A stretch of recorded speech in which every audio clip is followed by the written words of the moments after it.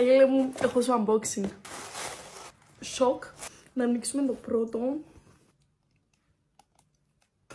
Εμπορώ. Εγώ εμπορώ. Θα πρέπει να φύγεις εσύ για λίγο.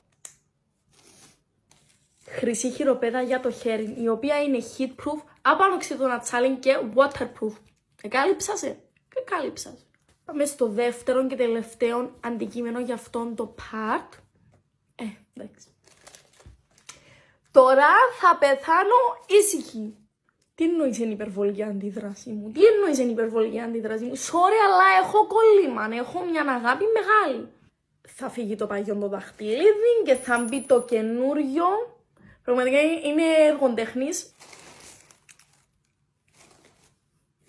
Θα βγουν που πάνω μου, καταλαβαίνει. Είναι από την αγαπημένη μου εταιρεία Very Official, η οποία πουλάει για ηλίου, δαχτυλίδια, βραχιόγια. Τι άλλο θέλεις?